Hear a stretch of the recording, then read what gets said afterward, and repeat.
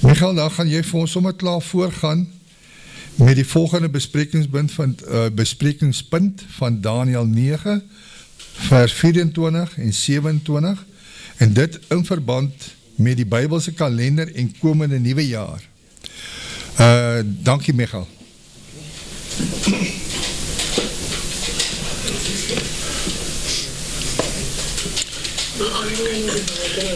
Annemarie, wat is hierdie? Nee, dis 'n uurglas. Julle is allemaal reg. Het gaan nie baie lank wees nie, en het gaan baie interessant wees. Dit is seker een van die interessantste ontdekkings wat ek in my hele lewe nog beleef het. En ek moet, net voor ek begin, moet ek net sê dat alles wat ek hier sê, daar is hier en daar, het ek seker my eie insette gelewer, en op goed afgekom, wat baie spesiaal was, maar ek moet een spesiale dank aan Flip, want die onderwerp sê in verband, Daniël 9 vers 24-27, in verband met die Bybelse kalender, en Flip is toe nou my leier, want hy is die professor op die Bybelse kalenders, hy werk al sy hele lewe met dit, en ek het dit vir myself, toe my kop uitgewerk, as ek nou van voor tot achter, ek het 'n baie goeie kennis van die kalenders en die feeste en die tydvlakke, maar as ek het nou self moes gaan herbereken, dan sou ek eers oor 25 jaar weer hier kon staan, en dan kon ek miskien nog oop gewees het vir kritiek en alles, so, toe gaan ek maar na die gesaghebendste bron toe, en ek gooi vir hom daai warm patat, maar jy sal nie glo wat toe gebeur nie, ek en Flip klankbord een dag, en hy, en nou Jeanette luister heeltyd op die luidspreker met die foon, hulle bly mos al afgesonder, so enige klank is vir hulle lekker om te hoor, enige activiteit, en toe terwyl ek en Flip so praat, en klankbord, en te kere gaan, toe net blykbaar 'n artikel raak gegoogel, of raak gelees, en sy maak toe vir Flip attent daarop, want ek het in bronne agtergekom, dat die 70 weke, want 70 mal 7 geef jou 490, toe lees ek in 'n bron van die jubeljare raak, en dit het toe vir my weer 'n hele ander dimensie gegee, toe ek en Flip het bespreek, toe sê hy het al lang terug probeer om het uit te werk, maar hy het nog nooit regtig die onverstoorde tyd gehad om het te doen nie, en dan werk hy bietjie, dan stop hy, en toe Jeanette op 'n artikel afgekom, wat toe nou op wat die sterre en die wentelings van die hemelruim in ag neem, en Flip het dit gelees, en omdat hy so goeie kennis van kalenders het, en omdat hy so baie navorsing gedoen het, toe het hy dit reg gekry om die datum, wel, hy het dit toe nog nie, dat is toe nog nie bevestig nie, maar hy kon die datum van die intog in die beloofde land bepaal, 1488 voor Christus. So hy kon dit bepaal, en van daar af kon mens toe nou in die jubeltydperke gaan vaststel. En dit het toe 'n hele ander prentjie vir ons gegee, en toe het ek nou gegaan van Jan van Riebeeck wat in die Kaap gekom het, in daai tydvlak van die nuwe jubileum, en in die tydvlakke gaan uitwerk, want toe het ons 'n tydvlak wat vasstaan, en dit is onweerlegbaar, gaan julle nou wys, jy kan nie daarteen stry nie, want dit strook met die Daniël profesie se 70 weke, dit strook met die dekrete, dit strook met die geboorte, met die sterfte van ons Messia, en dan kan jy nou al die tydvlakke gaan uitwerk, en dan loop hy skoon tot in 2040, wat die begin van die volgende jubileum is. So, laat ek nou begin, dan wys ek vir julle, en toe het ons baie interessante goed in ons eie volksgeskiedenis, wat so belangrik is, omdat daar is baie volke in die wêreld, of westerse volke in die wêreld, wat geloftes aangegaan het met Vader Almagtig, maar ons is die enigste volk in die wêreld, wat 'n gelofte met Vader aangaan het, waar ons onderneem het, om 'n huis te stig, en hierdie huis, soos ons nou in Hebreërs gaan sien, hierso, dit is ons is sy huis, ons is ons koning Yeshua se huis. Dis wat so interessant is. Nou, Daniël 9 vers 24, 70 7-talle is oor jou volk en jou heilige stad bepaal, om die goddeloosheid te voleindig, om die maat van die sondes vol te maak en om ongeregtigheid te versoen en om ewige geregtigheid aan te bring en om gesig en profeet te beseël en om wat hoog heilig is te salf. Nou daai hoog heilig het ek nou vir julle gesê, dit is die grondgebied. En hy sal 1 week lang met baie 'n sterk verbond sluit en gedurende die helfte van die week sal hy slagoffer en spysoffer laat ophou en op die vleuel van gruwel sal daar 'n verwoester wees en wel tot aan die einde. En hy wat vas en wat vast besluit is, sal oor wat woes is, uitgestort wees. Nou, Daniël 9 vers 27 vul nou weer aan by Daniël 12, van die heiligdom wat verwoes en die verbond wat gesluit word. Maar nou moet hierdie in verband met die Bybelse kalender se komende nuwe jaar. Nou alhoewel hierdie jaar se nuwe jaar volgens die Bybelkalender presies op die aand van 31 Maart 25 begin het, volgens die Gregoriaanse kalender, bedoel die onderwerp die komende nuwe jaar na hierdie vergadering. Toe ons die onderwerp gekry het, het ek gedink dit is hierdie jaar se nuwe jaar. Want hoekom het ek dit gedink? Want die rede vir hierdie onderwerp is voorspruitend uit die onderwerp wat gedurende Oktober 23 se volksvergadering te Ottosdal gehou was. Te weet Hebreërs 11 vers 1 van 9 tot 10 en 13 tot 16 binne konteks van die herstel van die Boererepublieke ter heiliging van die gelofte volk. Nou daar het ons gesien met hierdie onderwerp, het ek gaan kyk, ek het toevallig die onderwerp ook gehad, toe het ek net toevallig gaan kyk, toe gaan sien ek, ons is nou in die hittefees, in terme van die Bybelse kalender, en toe het ek gaan tel, ek het toe nou weer eens vir Flip genader, toe tel ons dat van daai Oktober 23, is daar presies 70 vol weke, nee, so 70 7-talle tot en met nou 31 Maart 2025. En toe was ek vas oortuig, en ek vra om verskoning as ek enige iemand op 'n dwaalspoor, maar ek was oor-enthousiasties gewees, maar was dit nie vir daai oor-enthousiasme nie, sou ons nie hierdie onderwerp tot hier gekry het en om met raadpleging so kon uitwerk nie. Toe was ek vas oortuig dat ons einde Maart 2025 aan afsondering gaan wees. Hey. Nou, wat toe nou gebeur het, wat ook interessant is in daai tydvlak is, toe die hittefees afsluit in Oktober, ek dink was die 8 Oktober, het hy afgesluit. Op daai selfde dag het hierdie oorlog tussen Israel en Gaza uitgebreek, wat nog nie verby is nie. En in daai tydvlak het ek toe nou met hierdie voorbereiding, het dit tot my kennis gekom dat die Israel, die staat Israel en hulle bestel, het toe nou hierdie heufers bestel van Amerika af, die verse, en hulle het toe nou begin ook voorberei, om precies in daai tydlyn, want hulle wou die heufverslag op hulle nuwe jaar, wat nou 'n dag voor ons in was, so ek dink hulle was dan die 30ste Maart, die aand van die 30ste Maart, het hulle het nuwe jaar begin. Nee? So, nou, hulle tempel, bekend as 'n Temple for Life, bestaan al reeds. Nou, hulle slag die heufers, verbrand dit, en dit is hoe hulle hierdie seremonie sou hou. Hulle slag hierdie heufers, hulle verbrand hom en meng die as van die heufers met heilige water. En dan hierdie mengsel word dan as 'n salwing toegedien wat gevolglik hulle lede suiwer. Die belang van hierdie slagting is dat die antichrist hierna gaan verskyn. So dit is ook dan in hulle tydvlak.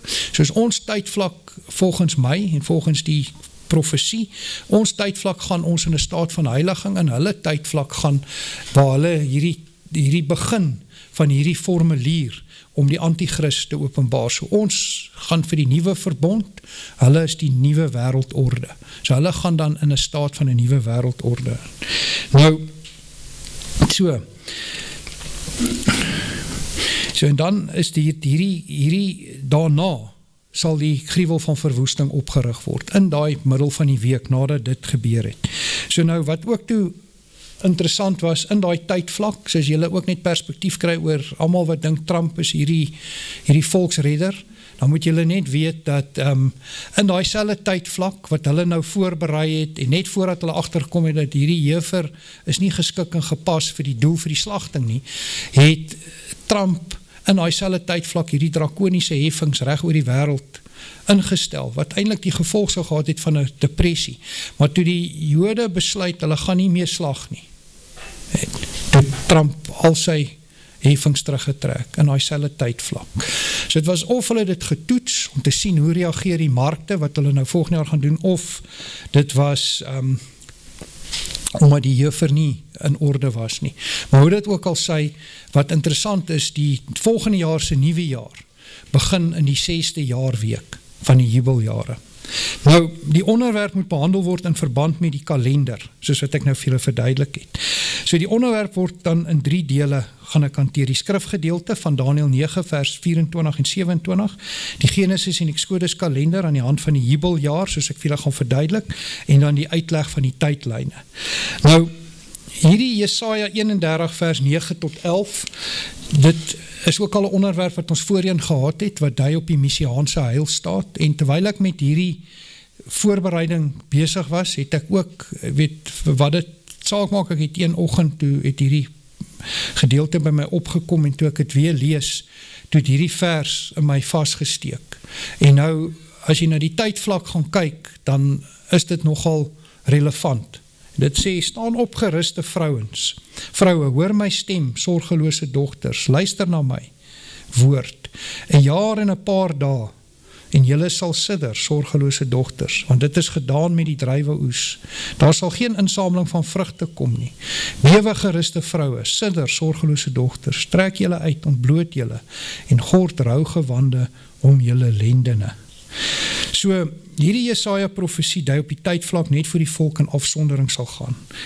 En sal jy merk dat wanneer ons dit nou lees, 'n jaar en 'n paar dae oor is in die profesie. So na volgende jaar toe is al net 'n bietjie minder as dit oor. Ek het dit goed gedink om daarna te verwys, want uit die inhoud van hierdie studie sal jy later verstaan dat die tydvlakke soos voorgestel in Daniël se profesie verband hou met 'n algoritme wat sinkroniseer tot in vandag se tyd en in die nabye toekoms. Volgens die tydlyne wil dit voorkom asof hierdie Jesaja 31 vers 9 tot 11 profesie wel nou van toepassing kan wees. Nou, die skrifgedeelte van Daniël 9 vers 24 verwys ook na hierdie 6 gebeure wat heeltyd repeteer, 77 weke voordat die stad, jou heilige stad en oor jou volk in jou heilige stad om goddeloosheid, om die maat van die sondes en om ongeregtigheid te versoen. Nou moet jy onthou, hierdie 6 goed wat heeltyd gebeur, en dan het jy ewige geregtigheid, gesig en profeet, en jy het dit wat hoog heilig is, wat gesal word. Hierdie goed wat na verwys word. Dit is jy wil amper sê, wil nie die woord suiwering gebruik nie, want suiwer beteken geloof, maar dit is 'n proses om, kom ons noem het 'n verlossingsproses, waar die volk hulle verootmoedig, hulle sondes bekeer. So die sondes moet volg wat in die geslagte van hierdie tydvlakke. So in elke jubeltydperk kry die volk die geleentheid, maar net tot voor ewige geregtigheid, want in ons tydvlak kan ewige geregtigheid eers aangebring wees, sodra die huis gestig is. En dit is eintlik 'n duidelike beginsel, of 'n gevolgtrekking, wil nie eers sê afleiding, is 'n baie duidelike gevolgtrekking, dat ewige geregtigheid sal aangebring wees, sodra die volk hulle self afsonder. En dan het ons hierdie huis gestig. So, hierdie gebeure dui op 'n proses van Israel, waar hulle self verontmoedig, en soos al voorheen deur myself en ander bespreek was, repeteer hierdie gebeure heeltyd in die geslagte. Nou, die relevantie van hierdie gebeure vir ons is dat sodra ongeregtigheid versoen is in ons tydvlak, dan eers sal ewige geregtigheid aangebring word. Nou, soos wat ek vanoggend gebid het, of jy gehoor het, terwyl Vader vra, asseblief, vergewe ons, want ons kom nie die gebooie na nie, ons doen nie, ons hele volk verontagsaam dit, maar sodra ons op daai punt kom, en Vader sal dit bestem, laat daar iets gebeur om ons in te druk, in daai drukgang, sodat ons ongeregtigheid versoen kan word, sodat die volk op hulle knieë neerval en sê, vergewe ons, en dan gaan ons in die staat van ewige geregtigheid ingaan. Nou, ons weet ook dat dit wat hoog heilig is, verwys na grondgebied, En dit kom van, ek gaan dit nou nie eers vir julle die aanhaling gee nie, maar dit is in Hebreërs 6:9-4:2, a sacred place, wat sê, wat hoog heilig is, dis 'n heilige plek, wat gesalf gaan word. Nou, onthou die 70-7-talle is oor die volk en die heilige stad bepaal. So, in ons tydvlak, ons volk, nee, ons is die tempel, ons is die huis, en die heilige stad, wat in afsondering gaan, wat gesalf moet word, volgens my, is die Boererepubliek, en dit is waar dit Vader behaag, het kan toch niets anders wees nie. As mens na ons geskiedenis, die protestante vlugtelinge, Sefanja 3, dan kom ons daarby uit. Nou, Daniel,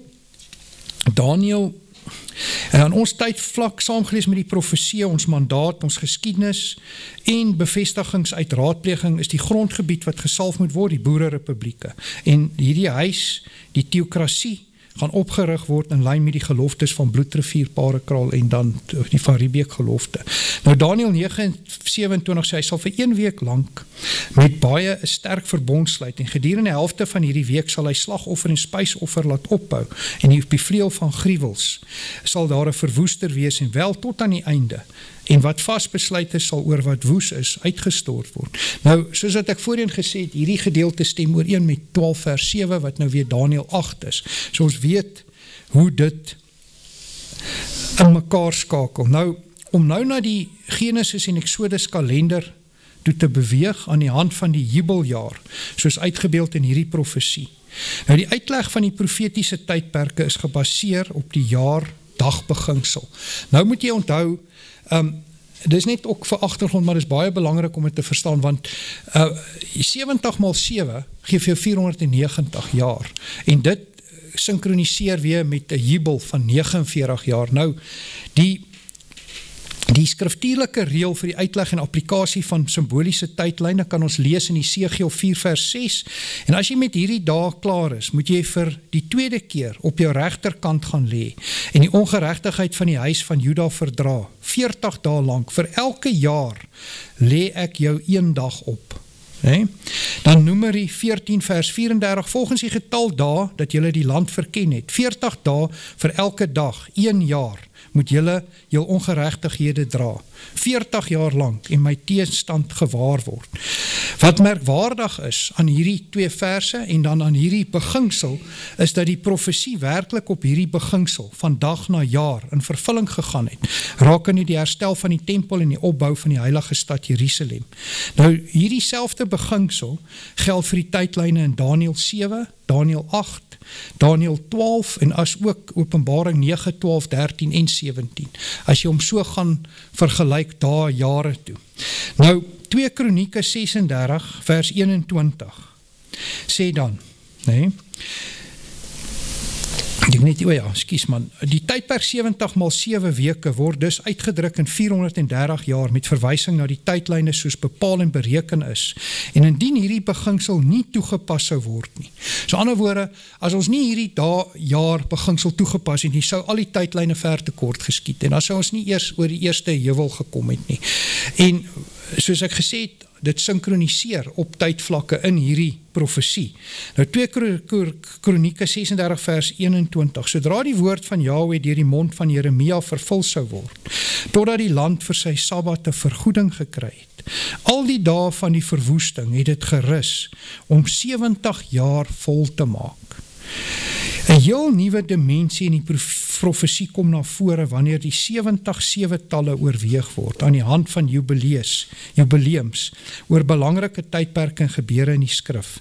Die getal jare van 490 sluit 10 jubeljare, 49 x 10 jubeljare in.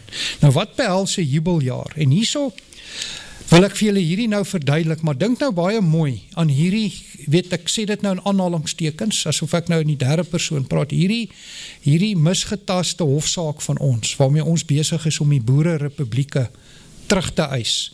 Ek sê nie ons is misgetast, maar aan die hand van die publiek en ander mense dink, ons is heeltemal besig met dom goed, nee?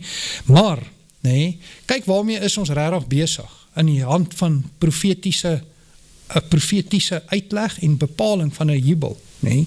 Want Leviticus 25 sê, word die jubeljaar beginsel bespreek en kom het daarop neer, dat 7 jaarweke getel word, sodat die jaarweke vir jou 49 jaar gee.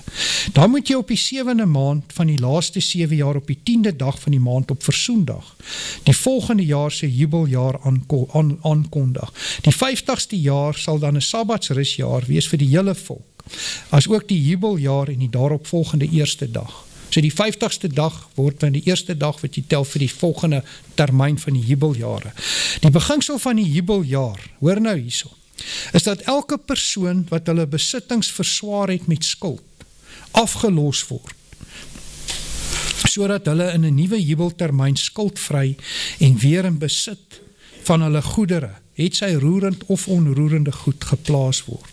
Die jubelbeginsel dra ook baie simboliek, want die hele verlossingsverhaal, soos uitgedruk in die tabernakel, die feeste, die sabbate, die intog in die beloofde land, die geboorte en sterfte van Yeshua, tot by die stigting van die huis, soos bedoel in ons geloftes, en Hebreërs 3, en eindig by die sabbatsrusjaar. Die koninkryk wat kom, al hierdie beginsels, word uitgedruk in jubeljare. Dis hoekom ek sê, vir Anne-Marie gevra het, wat is hierdie?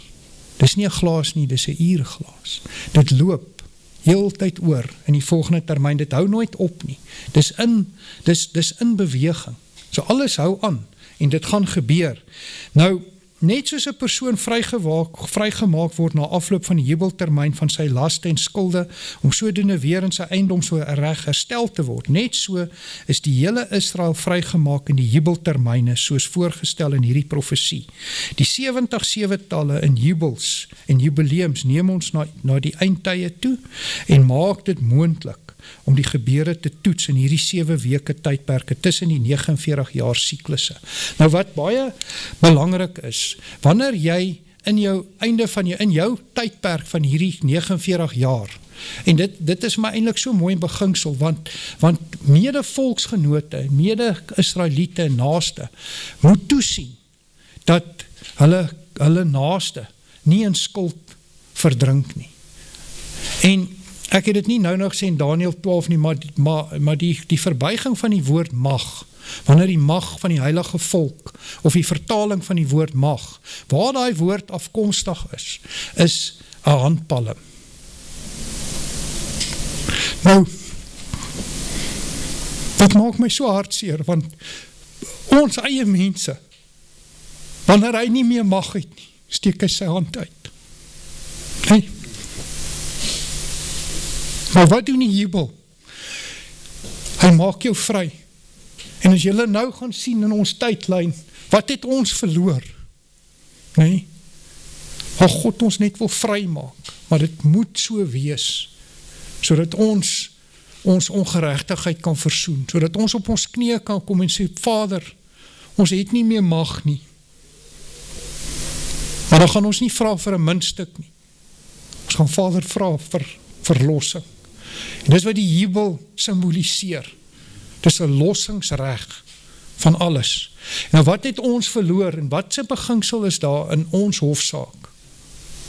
Om te voldoen aan hierdie eed wat ons aan Vader afgesweer het. Ons wil ons grondgebied terugkry. Maar ons gaan nie agteroor sit en sê, kom ons wag, laat Vader het gee nie. Ek gaan dit nou vir julle verduidelik. Ek is amper klaar. So, die vertrekpunt moet vasgestel word om die algoritme van die 70 weke te toets.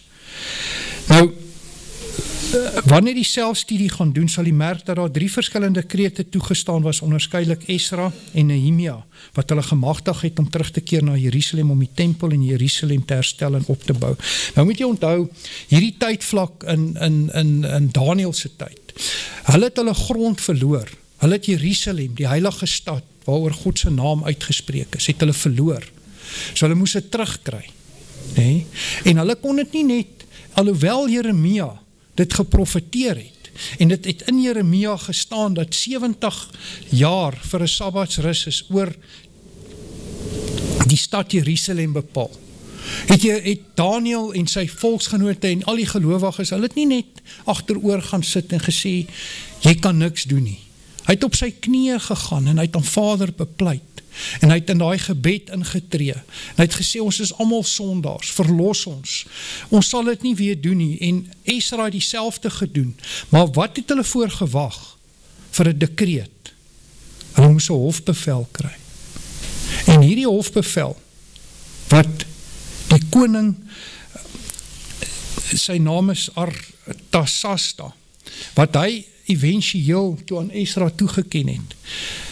En jy lees in Esra 5, kan jy lees, die bevel magtig Esra om die heiligdom te herstel. In 'n analogie in vandagse tyd,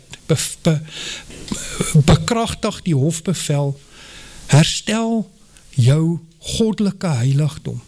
Gaan stel jy in ons tyd 'n teokrasie in werking, sodat jy jou God kan dien. Jy sien, hulle het dit nie gedoen omdat Jeremia geprofeteer het dat 70 dae om is nie. Hulle moes wag. Maar hierdie is 'n baie belangrike gebeurtenis, want daar's 3 dekrete.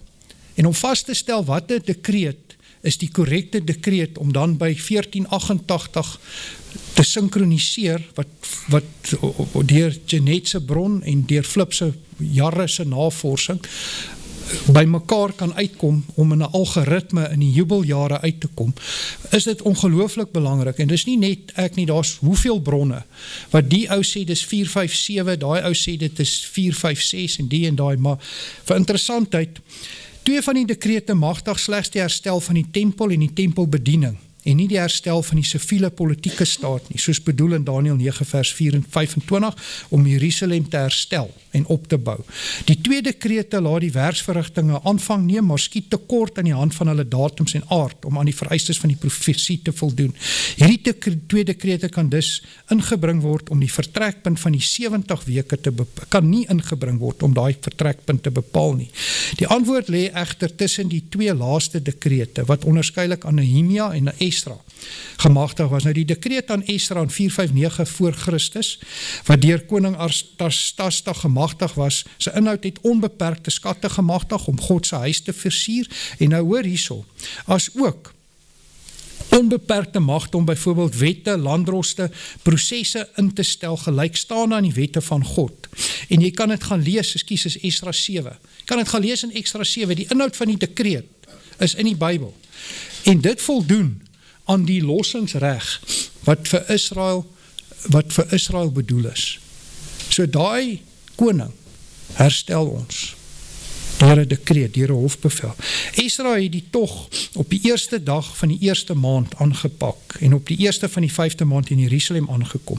Nehemia se dekreet is eers 13 jaar later het hy toestemming gekry, en hy het nie 'n dekreet gekry, het was mondelingse toestemming. Dit is in ongeveer trip 446 voor Messia. En jy kan Nehemia 2 daaroor lees, in dit lees, en alhoewel Nehemia die werk voltooi het in 52 dae. Nou moet ons oorweeg, maar na aanleiding van baie ander oorwegings, wat ek nie nou kan bespreek nie, is dit eintlik duidelik afleidbaar uit Esra se gebed.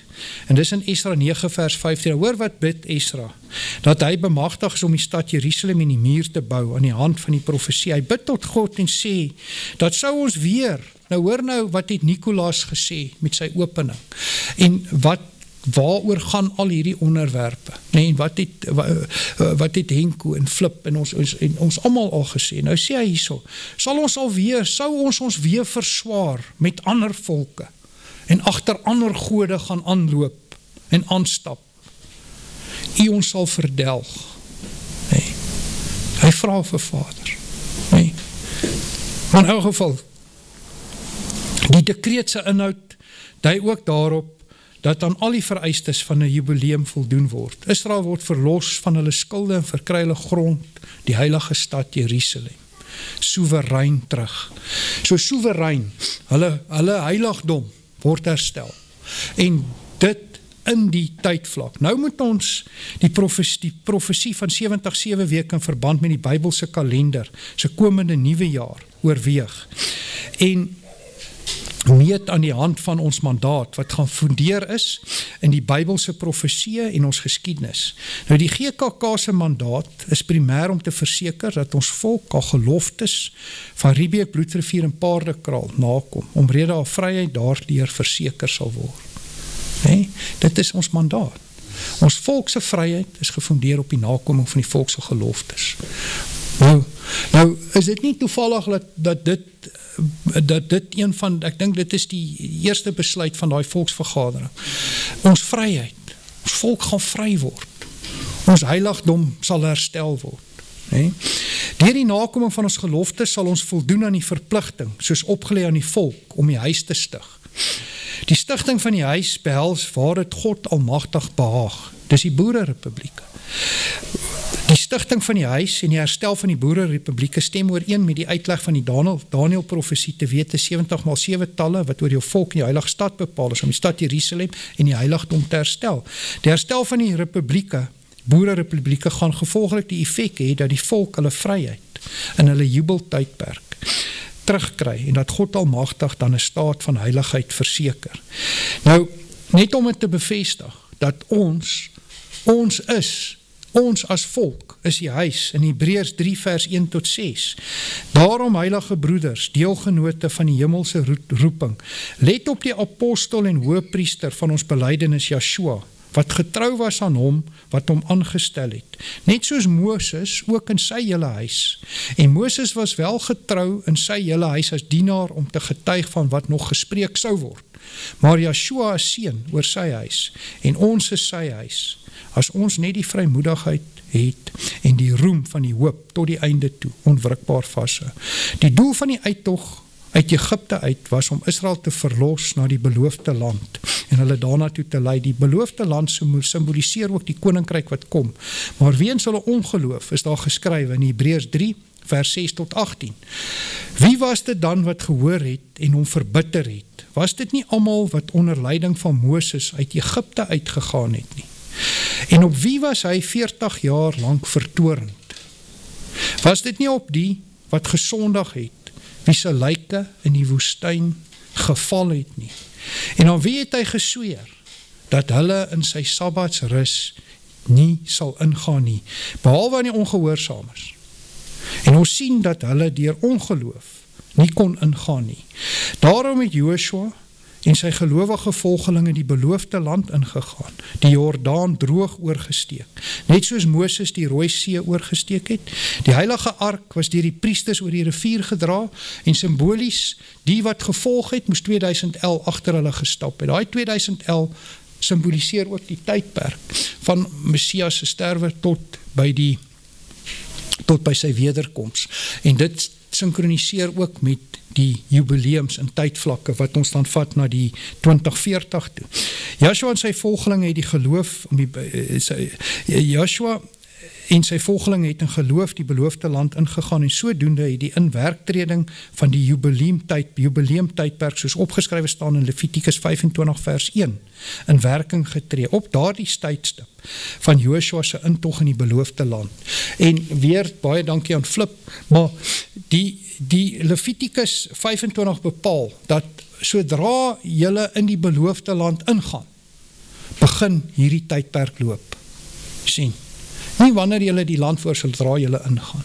En dit is die tydvlak 1488. Baie belangrik is ook die klipstapels van 12 klippe wat in die middel aan die oorkant en van die wal van die Jordaanrivier opgerig was. Die besnydenis, as ook die Pasga, wat in opdrag van God almagtig geskied het. Joshua het ook aan Joshua verskyn en hom meegedeel dat hy die leerowerste van Yahweh is. Die intog in die beloofde land merk die begin van die verlossingstydperk aan. Dit is nou baie belangrik. Nee?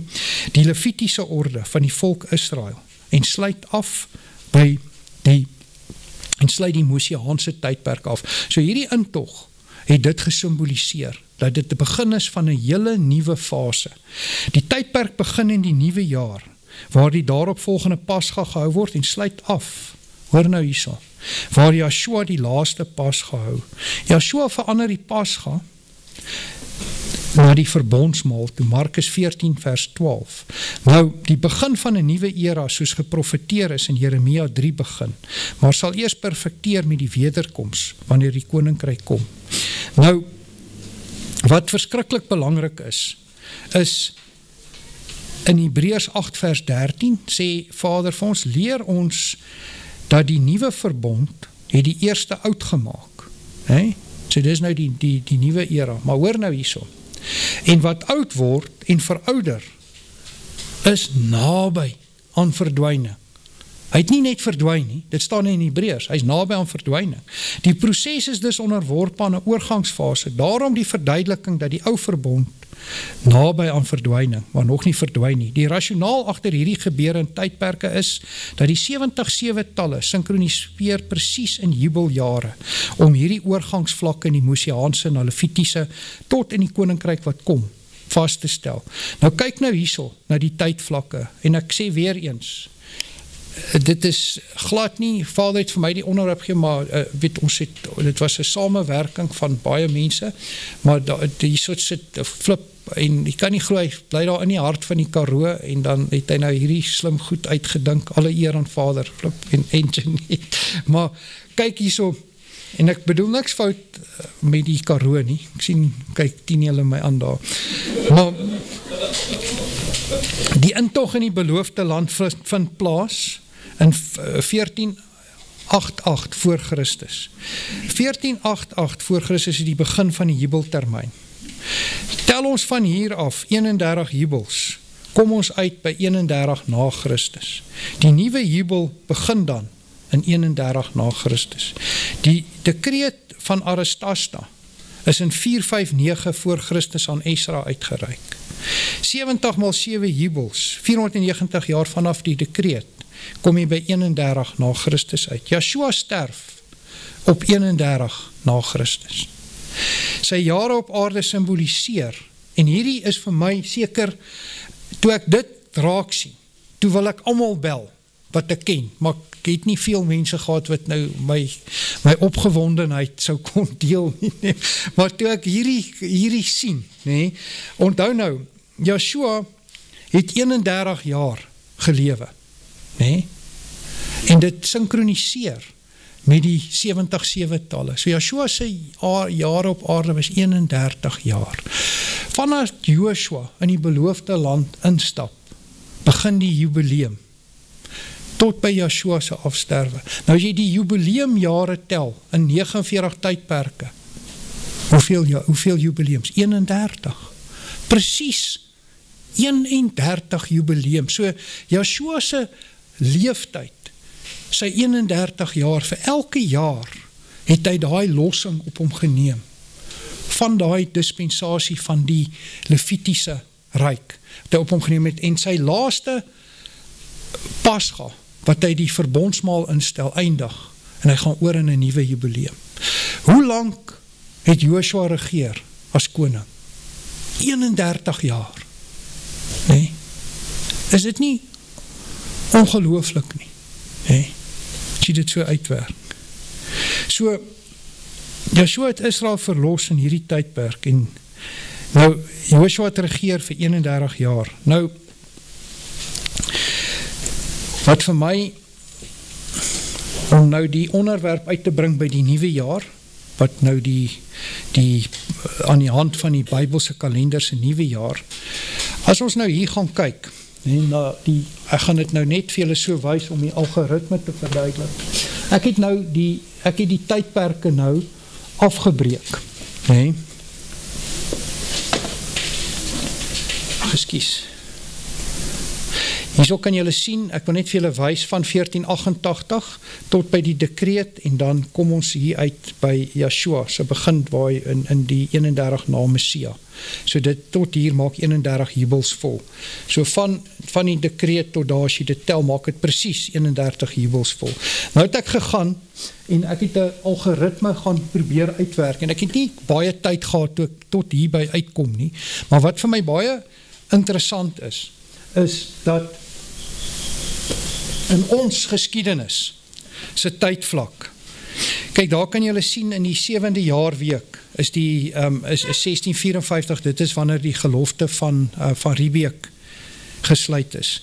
Nou, hierso 1689, kyk nou hierdie belangrike algoritme wanneer het gaan oor grond, en grondgebied, en besetting. In die 6de, ek net vir julle wys hierso, daarso, sien julle daar,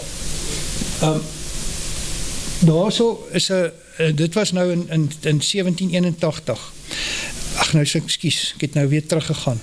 Daar is op VOC hersien grondgebruik stel hoë heffings in teen boere. En dan aan die einde van die jubel, Nederheidsgereformeerde Kerk word toegelaat in die in daai areas. In die einde van daai jubel. Hier begin hy, die Britte aanvaar die Gregoriaanse kalender se tydvlak en dit word toegepas in die kolonies. Nou kyk die 6de 1781, daar by 6, nee? Groot verplasing van Xhosas vind plaas. Shaka Zulu word gebore, nuwe era in die Zulu koninkryk. En dan die einde van daai jubel, die eerste moslemkerk. Maar kyk nou weer by 6, die groot trek. Sien julle die ooreenkoms, nee? En dan die 7de jaarweek in die eerste gedeelte, die Bloedrivier gelofte. 1843, Britse anneksasie van die Republiek van Italië. Nou, 1844 met die breek van die nuwe jubileum. Hy synkroniseer ook met die Daniel profesie, die 2300 dae, as ek reg is, nee, flip die 2300 jare, nee. Maar 1844 is ook 'n belangrike jaar, want dit is begin van die jubeljaar ook die volgetal nadat Natal en die 384 dae, dis 3840 dae in Daniel, die 69 weke, maar wat belangrik is in die begin van hierdie jubel, gebeur hierdie waar Natalia, die Republiek van Natalia verower word, en dan weer in die 6de tydperk. Daar het ons die Wonderfontein byeenkoms, die gelofte word afgelê, paardekraal gelofte en die slag van Majuba. Alles in die 6de termyn, daar kry ons grond terug. Nee? Die 7de termyn, groot goudkoors ontstaan. Nou kyk nou, nee? Ons het nou net verlossing gekry met die slag van Majuba. In die volgende termyn, daar is die goudkoors. En die stad Johannesburg kom op die been, nee? In die afsluiting van daai termyn. En hulle sê Johannesburg, nee? Het hulle in daai tyd genoem die hoer van Babylon. Nee, die was die grootste groeiende stad per vierkante meter in die wêreld, nee? En met die goud en alles, nee? Hulle dit so vergelyk. Nou kyk daarna. Nou kyk nou in die begin van die termyn. Daar is die Anglo-Boereoorlog, nee? Daar kom die vrede van vereniging. Kyk wat gebeur in 1928. Nie tenstaande kry ons 'n nuwe vlag en ons word soewerein en onafhanklik. Word 'n onafhanklike staat, in die 6de termyn. En dan 19, ek wil net gou daar kyk, Suid-Afrika onder, in die einde van die jubel, die laaste week van die 7 jaar week, Suid-Afrika onder Jan Smuts raak ons betrok in die Tweede Wêreldoorlog. Nou kyk hierso, hierdie het my stom geslaan. Hier begin, nee, in 1942, is dit die ontstaan van die Nasionale Party. Nou, wat vir my so interessant is, die Nasionale Party het presies 'n jubeltydperk regeer. Nee? Daar staan het, jy kan dit gaan uitwerk. Presies. Nee? Want kyk, in die laaste jaar Mandela word vrygelaat. Nee? En daar gaan ons oor in die nuwe termyn in 1990. Die ANC raak aan bewind in die begin van die so ons het presies in daai tydperk kan jy sê, was uit ons gedink, ons heilstaat was 'n vrystaat, nee? Nie vrystaat, was vry van, wat ook maar misgetas, het was 'n misgetaste aanname. Maar kyk nou hier, nee, die ANC raak aan bewind, en kyk in die tydvlakke waar ons nou is, dan kan julle sien, waartoe beweeg ons. Ons is nou, op 1 April, was dit die eerste van die eerste. So nou sê die onderwerp aan die hand van die komende nuwe jaar. Jy sien, so die komende nuwe jaar is nou in die 6de termyn. Nou as jy ons geskiedenis vat van die protestante vlugtelinge in daai tyd, ek het nou gemis daar in een van die 6de tydperke was dit die invloei van die Franse hugenote. Die eerste termyn na die, ek kan hom net daar terugvat dat julle net daar sien, ja, die wonderboom, net gou kyk, Ek het hom nie, excuse maar, nie so. Ek dink ek het hom, ja, hierso, eerste grootskaalse intrek van die Franse hygenote, sien in die 6de termyn, nee, die groot trek, Shaka Zulu, die Wonderfontein gelofte, byeenkomst, die Paardekraal gelofte, alles oor grondgebied, nee, oor jou heilige stad en jou volk, nee, nou ons heilige stad, ons grondgebied, is ons grondgebied, en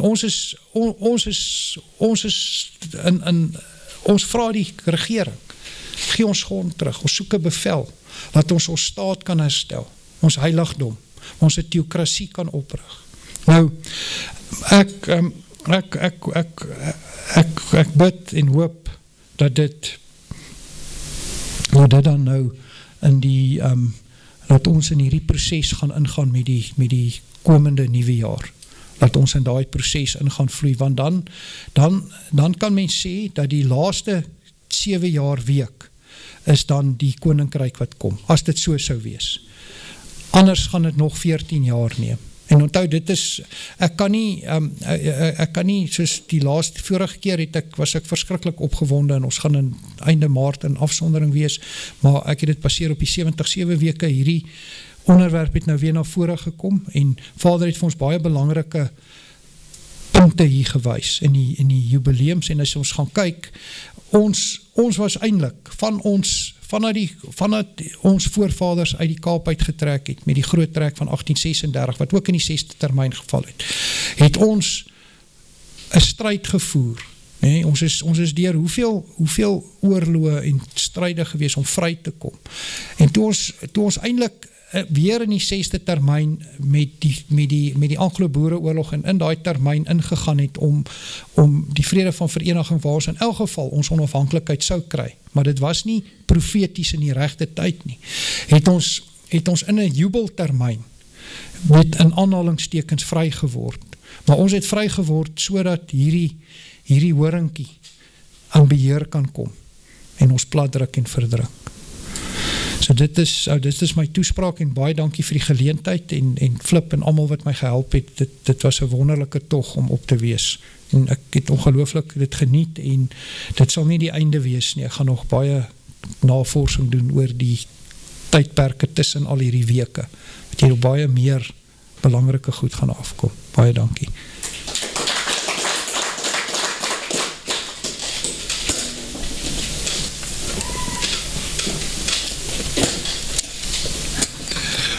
Ek kan net van Michael baie dankie sê vir al die moeite en tyd wat hy in hierdie referaat ingesit het. Dit is nogtans by Vader geraadpleeg dat hierdie onderwerp ter bespreking sou kom. Wat ek net wil byvoeg, miskien Michael, dat Daniël 9, as ek dadelik dink aan Daniël 9, dan dink ek aan Daniël se gebed. Jy weet, en Daniël was in 'n diep vas, hy was in 'n diep gebed, hy was in diep smeeking, en hy was in roudleed en as, net voordat hierdie gesig deur die engel Gabriel aan hom geopenbaar is.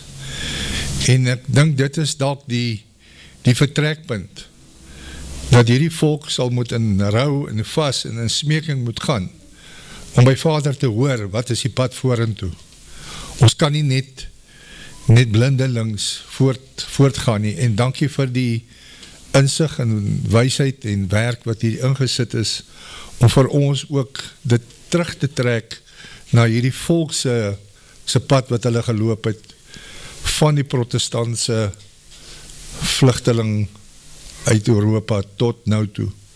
En ek dink min mense doen dit, maar dankie vir hierdie insig wat jy vir ons gegee het, en dit gee my nuwe moed en nuwe krag, en baie dankie daarvoor. Enige iemand verder wat nog net 'n bydra wil maak, ek weet ek maak altyd bydra, maar jy is welkom, Flip, jy is welkom, gou bydra.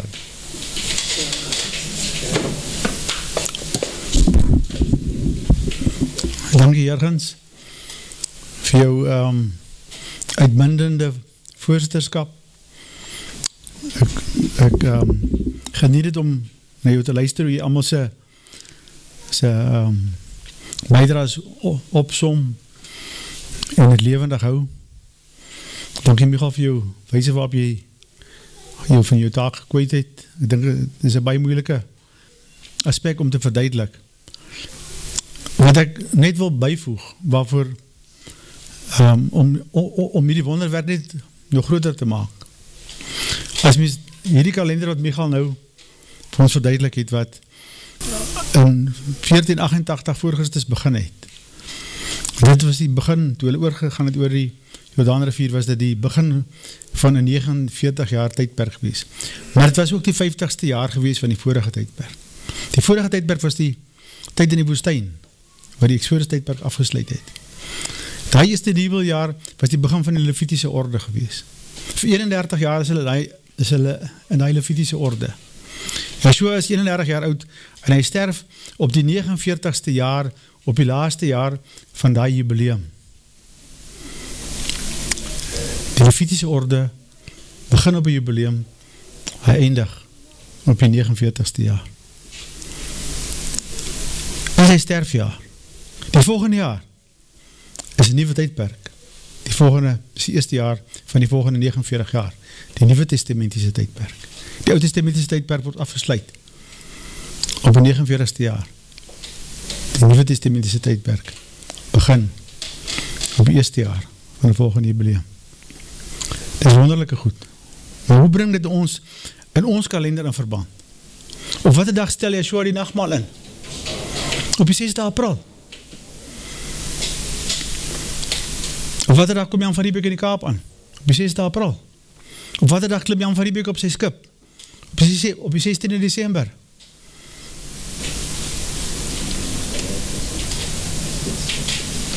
Op wat dag die nuwejaarsdag van Yeshua se geboortedag? 6de April. En toe ek en Michael nou hierdie navorsing doen, het ek eers vir ruk lang die maan en die sonkalender en hierdie klas van goeders probeer. Nou kyk of ek nie weer van die jubeljaar moet met die sonmaan en sterre uitgewerk kan word. En ek het dit jare terug al begin. En ek kon dit nog nie regtig reg kry nie. Maar ek het die verband begin kry nou met die rol van die sonmaan en sterre, wat ek met die maan en sonkalender kon, die Genesis kalender kon vaststel. Saam met die jubileums. En toe het ek die verband gekry, wat ek nou vir u verduidelik het. Die Ou Testament hou op in die jubeljaar, of op die 49ste jaar, die Nuwe Testament begin in die eerste jaar van die 49 jaar siklus. So een jubileum is 49 jaar. Maar die jubeljaar is die eerste jaar. Dit is baie keer vir mens verwarrend. As mens dit nie verstaan nie, jy sê, en dan dink jy die jubeljaar is die 49ste jaar. Nee, die jubeljaar is die 50ste jaar. Maar die eerste jaar van die volgende siklus van 49 jaar. En terwijl ek dit gedoen het, het ek baie keer 5 April gekry. En hierdie goed. Toen kom ek achter, maar 5 April, ons 6 April is 5 April in Jerusalem. Want daar is tydverskil tussen die sonse saak en die begin van die jaar, tussen ons en Jerusalem, min of meer op een dag na. So as ek dit by ons, by 5 April kry, moet ek weet, as ek Jerusalemse lengte en breedtegrade inlees in die sterkundige program, dan gaan het een dag verskil. As het by hulle 5 April is, dan is het by ons 6 April. So net as jy 5 April en 6 April ingetrek gekry by hierdie jubileums, by die sterfdatum, by die nagmaal wat ingestel word, die nuwe verbond. En dis die volgende facet wat ek graag sal wil navors om te sien hoe ons huidige kalender ook hierby inskakel. Want die gelofte van Bloedrivier, 16 December, was die donkerman Sabbat gewees van die 9de maand, volgens die Israel kalender. So dat is baie, hier is nog een groot magdom van navorsing wat ons moet doen, om die grootheid van hierdie horlosie, as ek het so kan noem. Van Michael sê, gaan dit aan, 49 jaar, 49 jaar, 49 jaar. Ek het, in die jaar 2015 was daar een Bethlehem ster gewees. Toe hou ek die Bethlehem ster dop. Toe sien ek hom. Toe sê hy op die 15e dag van die 4de maand. Toe nog ek myself, dis interessant, want ek het Christus die dag waarop hy gebore is, vastgestel op die 15de dag van die 3de maand. Hy is op Pinksterdag gebore. 30 jaar, of in die jaar 1 voor Christus.